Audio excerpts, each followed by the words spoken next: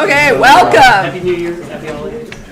Welcome. All right, welcome to 2017. Happy New Year for those of you we haven't seen each other yet. For those of you who don't know, I'm Karen Filipovich. I'm the facilitator of this process. Jeff Dunn and I are here to support you guys in your efforts. I wanted to start with, in the back, there are sign-in sheets for members of the public as well as the stakeholders and agendas. So if you don't have one, if we could kind of pass that stuff around, I'd appreciate it. Just real briefly before we get going, is there anybody new to this, the stakeholder meetings? I'd like you to introduce yourself, and if you represent someone either as a community member or something else. Folks that are new, Leah, you can start. Folks that are new, introduce yourself. I'm Leah Bellis. I'm the new Big Sky Watershed Corps member with Gallatin Local Water Quality District and the Greater Gallatin Watershed Council. Great, thank you. Anyone else who's new? Yes. I'm a Big Sky Watershed Corps member with the Madison Conservation District. And what's your name? Madeline. Madeline. Nice to meet you. Others? All right. Well, thank you so much for coming. As has been pointed out, it is a powder day. May I recommend dawn patrol for these afternoon meetings? But just real briefly wanted to talk about what we're going to do today, because it's been a while as we've met as a stakeholder group. The last meeting was November 3rd, although it was really nice to see most of you at the December 6th public meeting. That was very appreciated. Today we're kind of doing two big things. We are taking a look at kind of making sure, are we missing anything? We'll keep adding information, but we spent 3 meetings talking about information in our 3 big areas: ecological health of the rivers, clean water supply, and wastewater treatment and disposal. But we want to make sure that if people who didn't have a chance to speak, who have other topics you think are important, we have some time. So that's what we're going to do first. And then we're going to start moving into phase 2, and I'll talk a little bit more about that in a minute, but really talking about the information was the foundation. What we're going to be doing in the next few months is really trying to set some goals collectively. So we're going to start that process. Any questions? Okay. We're going to be a little more formal about public comment than we have been in the last few meetings, simply because this is less of a Q&A and more of a chance for the public to listen in. But we also want to make sure that members of our community can comment and have that place. So right now I wanted to start, and there'll be another one at the end. Does anybody from the public have a comment that they want to say at this point before we get going? Okay. Well, if there's more later, we will get to it. I want to talk real briefly about kind of where we are and where we're going. First of all, guys, back in June is when we last really took a look at these. Just want to talk about the initial goal, because really we're circling back. This is what got us going. But now we're entering sort of that deeper phase of, okay, we've got some idea. What's our vision for the community and where we're going? Remember, our goal was to ensure the ecological health of the headwater river system in the Big Sky area is maintained, and to identify sustainable solutions for water supply and wastewater treatment. You know, in the last few months, I've heard you say some amplifications of this. You know, maybe some things like, do we want to do things that are going to be of net benefit, not just maintenance of the rivers? Does the river come first? Adequate clean water supply for everyone, upstream and downstream. Those have been some themes we've heard. And we continue to seem to verify that those 3 focus areas are important. That's where we started. I just wanted to bring that up because we haven't looked at it for a while. Then we talked a little bit about the purposes of the forum, which again, we talked about this quite a bit in June, and then have proceeded to sort of dive in. It's that Unify community efforts to address water resources for the Big Sky area, that this is really a true collaborative process, and we're trying to do that. And it's for not just the area that we defined as Big Sky area, but that surrounding zone of influence, the Madison and Gallatin watersheds. Second one, provide a framework and process to identify common ground, mindful of existing laws, ordinances, and regulations, resolve differences, and identify effective solutions. I don't know how many of you remember, but that middle part is the part we added in June. Really thought about. We want to be mindful that we can't do things. We may, as a group, recommend to change some existing regulations, make things more effective, but we wanted to be mindful and clear that the laws are here and we respect them. And then the last one is support community implementation of solutions. I suspect in the next few months we'll be talking a lot about how does this get implemented over such a big area that's so diverse in so many ways. And then, you haven't seen this for a while either, timeline. We talked about this. We are done with that first phase, which is the farthest left blue box. We'll ask the question of missing and we'll always come back to information, but really we did it, and that star was our first community meeting. Now we're moving into phases 2 and 3 in the next 6 months. Phase 2 is really about setting a common vision and goals. What is it as a community that we think we want the future of water resources and water resources stewardship to be like here? And then that next part is about evaluating options. That's really how are we going to get there? What's feasible? What makes sense? And Jeff, I'm going to have to ask you, Jeff has started putting together all the options on that phase that has been mentioned over the last several meetings. What's the ballpark on how many options we've started to look at or at least mention in this group? I don't know, 30? Jesus. And there's probably more as we dive into it. So we're going to have a really meaty, deep discussion as we get to that. But first, we really need to get to what is it? What is the outcome we're really trying to achieve here? And then just to remind you, in December, by end of December, we are hoping to have a watershed stewardship plan, which will encapsulate what you think the goals are for the community in this area, what you think are the recommended options, and a plan for how we're going to get there. So that's the work we're undertaking this year. Talked about it 6 months ago. I thought it was time to look at it again a little. And then, but I'm about done talking. But first, we really wanted to talk about further stakeholder information before we start diving in. We'll always add to our resource page, and we'll keep coming up with new information. But before we started formally moving to thinking about goals, wanted to ask folks, what are we missing? Or are there topics that we need to be thinking about that maybe we haven't explored as fully as we could? This is just the rules, because there's a lot of us. And you guys know how I love staying on time. Brief comments, no more than 3 minutes. I am going to want you to come up here to speak because Ron's recording this so we can actually get it accurate and post it. And then, folks, what we're asking for is not a big discussion, but if there's any clarifying discussions from the stakeholders, and we can continue to add information to the resource page. So let's say you come out of this meeting today and think, oh, I've got something on that. Please send it to me and I'll get it posted. Does that make sense?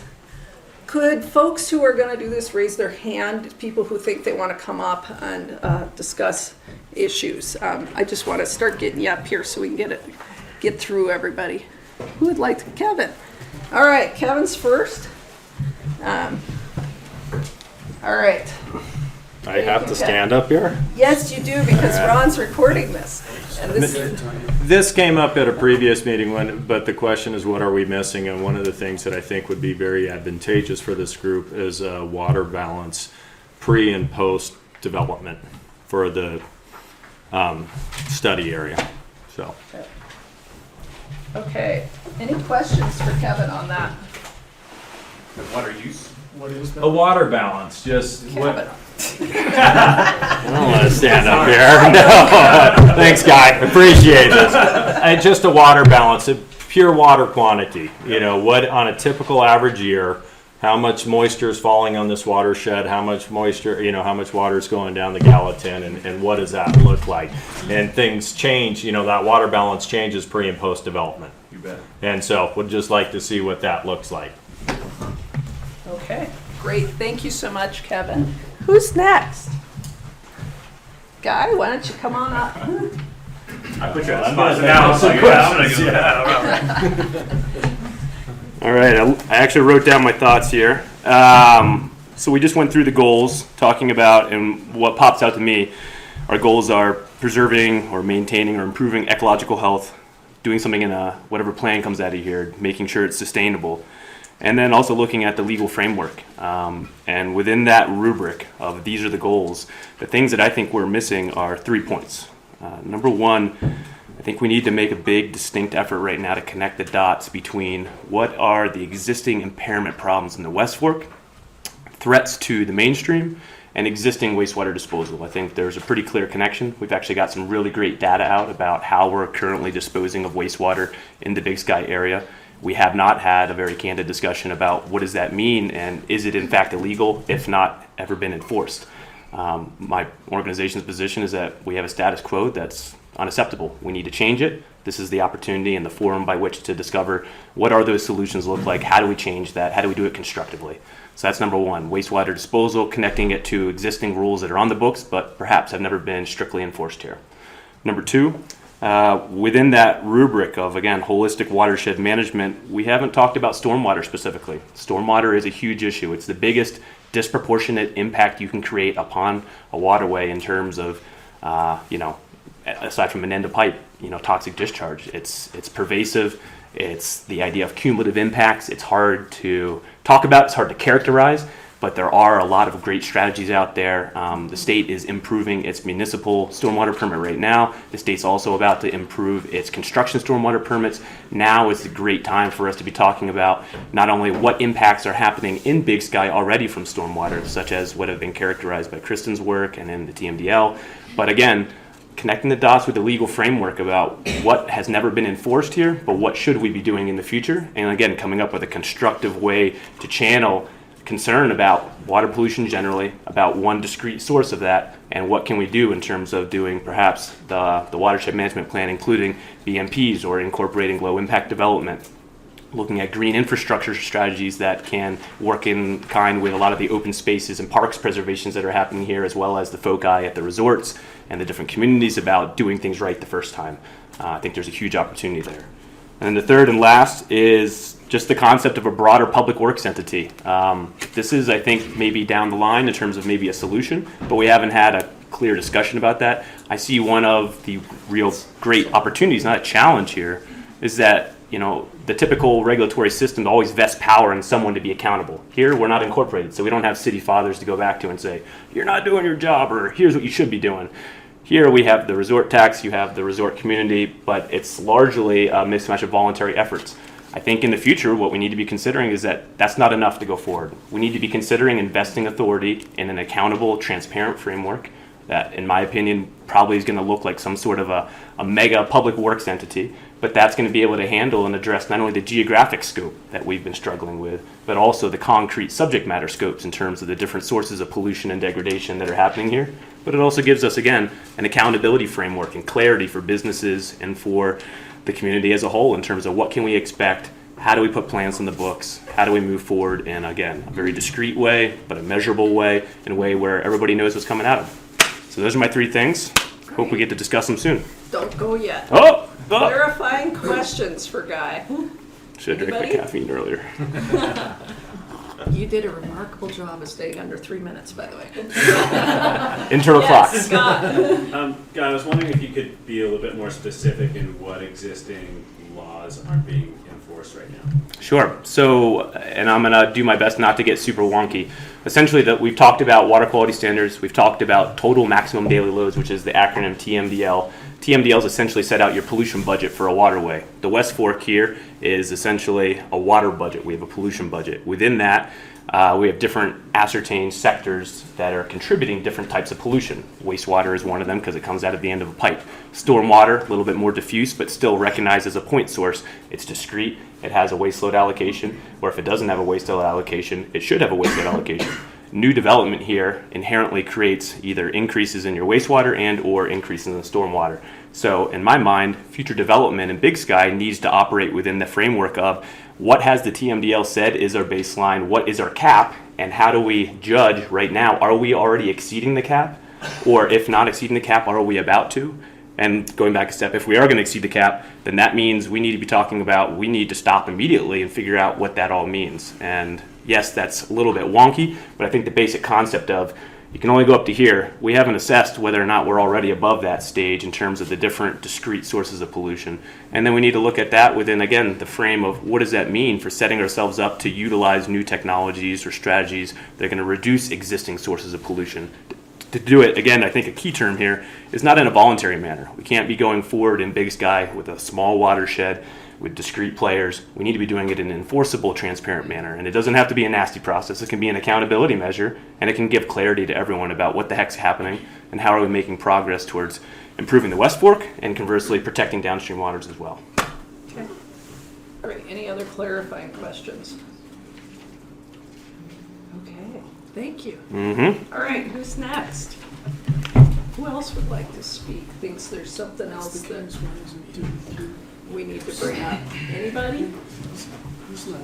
Things that, and you know, it could just be further sources of information. Bob, all right.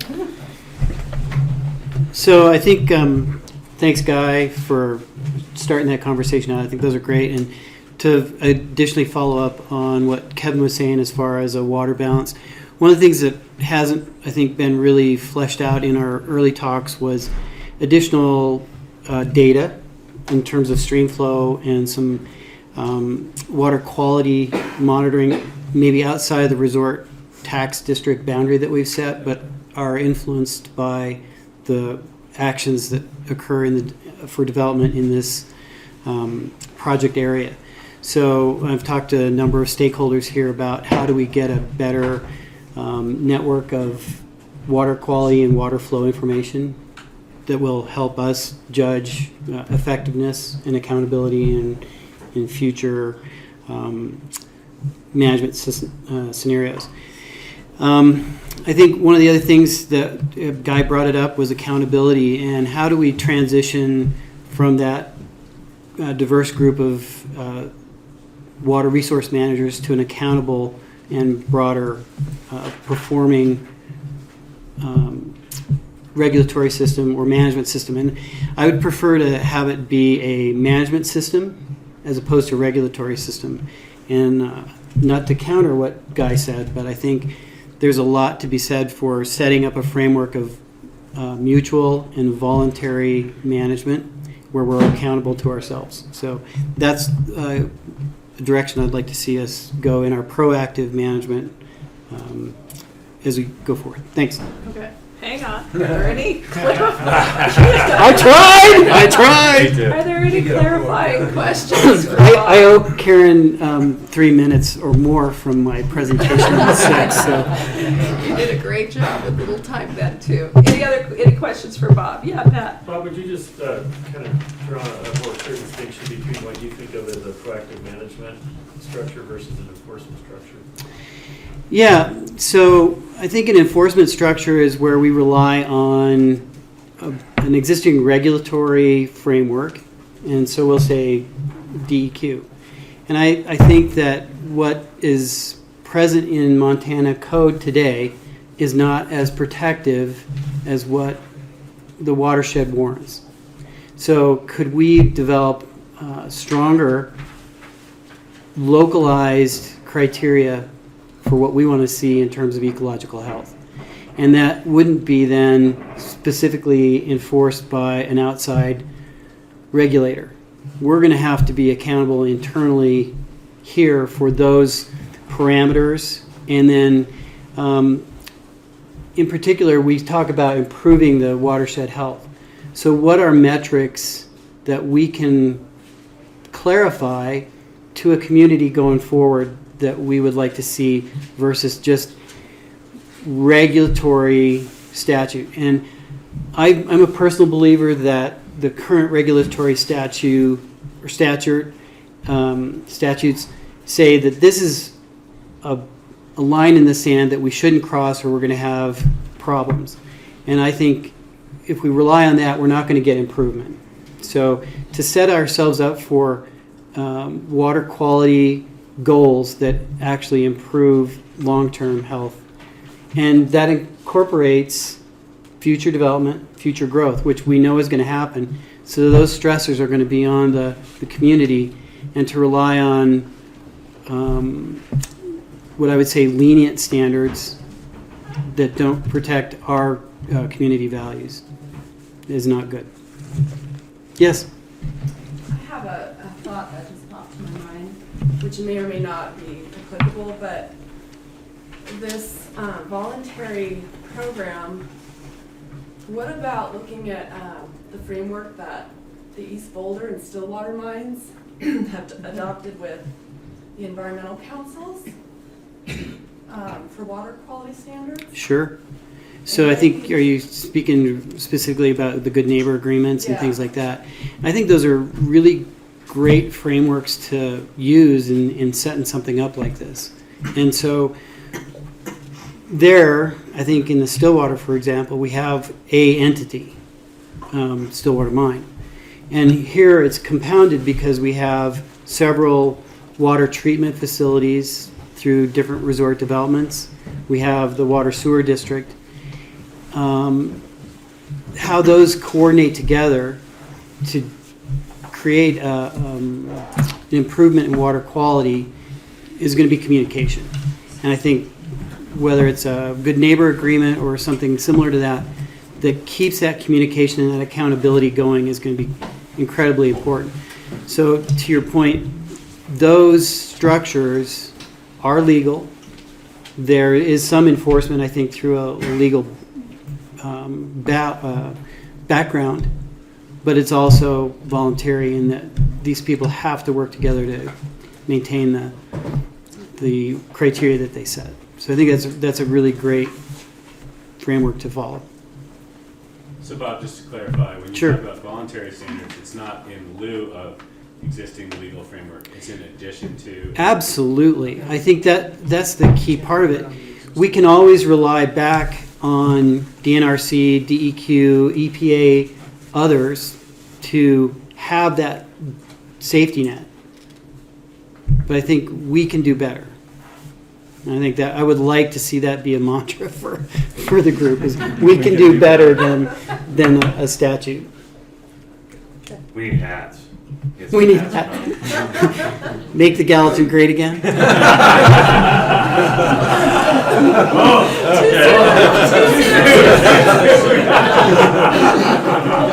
That was a clarifying note.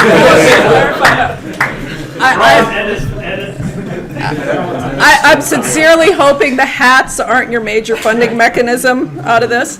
Who's next? Are there other people who'd like to mention things from the Madison side, or other issues from planning, or other things that you think maybe we need to bring up a little more? Anybody? Yeah, Kevin. I got one more. Sorry. All right, Kevin's On the what are we missing? I really like the 3 buckets. Probably not a great terminology. Maybe it is. We're looking at the ecological health, water availability and supply, and then water quality. The latter 2, to me, are very easily measured and easy to come up with metrics on quantity as well as quality. The first one, to me, is the most ambiguous. And I think when I look, what are we missing? How can we come up with measurable criteria for the ecological health? And I just feel that that's something that this group needs to flesh out. flesh out. Fish per mile. Any questions? Questions? Any questions? All right. Anybody else? Yes, Tammy. Fish per mile. Great. Fish per mile is a great one. There's a bunch of other ones. Yes. I'll go hook and line sample. All right, See Tammy. what they are. I just want to build upon what Kevin was talking about and some things that Guy mentioned. And, the city of Bozeman has an integrated water resources plan that kind of takes into account population projections, water availability, water rights, and looks at where there are gaps in where they can be able to supply the community with their water. And then it comes up with alternatives and criteria for how do we reach that ability to bridge that gap, to make that work. So I think that also comes into play with needing more data. So this kind of in addition to this watershed stewardship plan, maybe we need an integrated water resources plan for the Big Sky area. Any questions for Tammy? In lieu of a government body being there, how would we go forward? What's your ideas off the top of your head about who would actually make sure that that's being implemented, that plan? There you go. That's part of what you were talking about. There needs to be some kind of a management structure, a public works structure. It could be a cooperation between the Gallatin River Task Force, Big Sky Water and Sewer District, Big Sky Owners Association, to come together and pull that plan together. And it's not necessarily an enforceable plan, but it's given the city of Bozeman a chance to go, aha, here's we have water availability, and here's we have population growth. We got to come up with this many, this much water to serve our population in the next 30 years. How are we going to get there? And I think that's a big part of what this community needs to start thinking about. But to get there, you got to get the data. You got to have some of the framework in place to get the people to work on that kind of information. So that's kind of where it's at. Any other questions for Tammy? She's trying to I'm leave as fast as possible. fine. All right, thanks. And I just wanted to mention, because we did talk about the city of Bozeman in the water supply and availability as one of the community models. If you follow the links, you can see the existing plan if you want more detail on what those look like. Anybody else have things you want to bring up? Everybody's staring at me, thinking I could be skiing. All right, you guys, I just want to make really sure, I know as a group you're both candid and likely to talk, and I'm very grateful for that as a facilitator. But I just want to mention, information will continue to be added. So in addition to trying to see what we can address about these things, if you have links, resources, other issues, I want you to really feel that this stakeholder process is a living thing. We're going to continue to add, and we're going to continue to use our project page as a place to put those too. So please, if you're driving back on the canyon and you missed the sheep that we missed on the way down and you're thinking, aha, I forgot something, please make sure to get a hold of me and we'll get that posted, okay? Since this will keep going. All right, now I'm going to turn to the second part. This is the part where we don't stand up and talk and listen for 3 hours. This is where we start getting into groups and talking to one another about goals. The first thing we're going to do is, and this is a great foundation, is really talk about our best case and worst case scenarios. If we do this, this goes really badly and it doesn't work out, what's the worst things that's going to happen in our community? Really want to look at that. And then we're going to look at the inverse. Things go really well. What's the dream? What's the best outcomes we can get out of this? What will our community be like? How many of you have done a best case or worst case in some collaborative process before? Could you raise your hand if you've done one of these? Okay, some. All right, so we're going to do that. We're going to break into 2 groups. And I'm going to give you about, you get a while. You get till 2:15 to get these done, but we're going to have 2 groups, one up here, and there's a basement conference room. And I'm going to tell you the directions, then I'm going to tell you your group assignments. And you guys, it's really rough assignment, but we wanted to kind of have our smaller groups at least partially look like what we look like as a whole, so it's fairly heterogeneous. One group's going to go downstairs, one group's going to stay up. You're going to answer the same 2 questions, and then we're all going to come together and discuss it. Okay, everybody got the big broad? All right, so here's what I need. You're going to have index cards, and everybody's going to spend about 5 minutes on the first question, writing down things by yourself, and then you're going to go around. Let's look at that first question. This is the first question, and by the way, I have this written on a flip chart in the basement, so it's not like the people who go in the basement have to memorize this in the next 15 seconds. If the forum and community do not come up with a clear vision and process for stewardship of Big Sky's water resources, what are the worst possible outcomes for Big Sky and the zone of influence? So, Siri is not sure. That is awesome. So we're ready to go home. Siri has spoken. All right. So we're gonna, I'm going to read your groups. Siri is not officially assigned. I'm going to read your groups. You're both going to do the same thing. Everybody's going to get an index card. Don't worry, I'll go to both groups, make sure we got this. You're going to get an index card. You're going to spend about 5 minutes thinking about this question and jotting down different worst outcomes. Please do one worst outcome per line and try to keep it short. For instance, don't find 5 ways to say the fish are all gonna die, okay? Try to come up with a new bad, awful thing for each line. Till you feel like you've got your big issues on that card. Take about 5 minutes, and then we'll have a reporter and a recorder for each group, and you guys can select, and you have a flip chart, much like those over there. So people will go around the room, and you read the first thing on your card. Each person writes it down, reads it. The recorder records it. You go through it. If it's the same thing 5 times, that's fine. You write it down 5 times. And you keep going until everybody's stuff on everybody's card is up on the chart, okay? And then you do the same thing for best case. Then we'll turn to that one. And then when you're all done, we're going to come back together at 2:15 and talk about what you heard so we can see it as a group, and then we'll talk about the next part. Does that make sense? Okay, I'm going to read the assignments, guys, so this is a listening exercise. Remember who you are. Okay, group 1, okay? So think to yourself 1, okay? Let me just read down. And I know not everybody's here, but I'm just going to read all the stakeholders. Guy, El Sensor, Eric Becker, Pat Byerth, Rich Chandler, Ron Edwards, Kristen Gardner, Kevin Germain, Travis Horton, Matt Kelly, Ethan Kennard, Taylor Middleton, Mike Richter, Ann Schwend, Susan Scott, Tammy Swinney, Eric Urban, Steve White, Jesse Wise, and Sierra Wolf. Okay, if you heard your name, you're in group 1. If you're a stakeholder and didn't hear your name, I'll read them, but you're in group 2.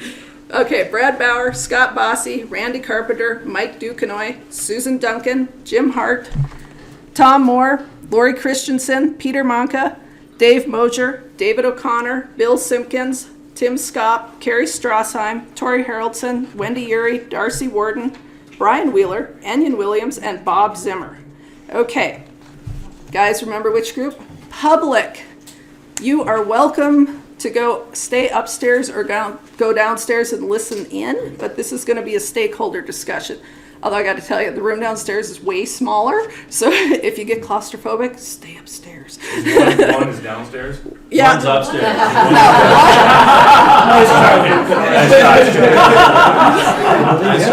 Okay, the bonus of 1 is 2/3 of the chairs are really comfortable. The other third, not so much.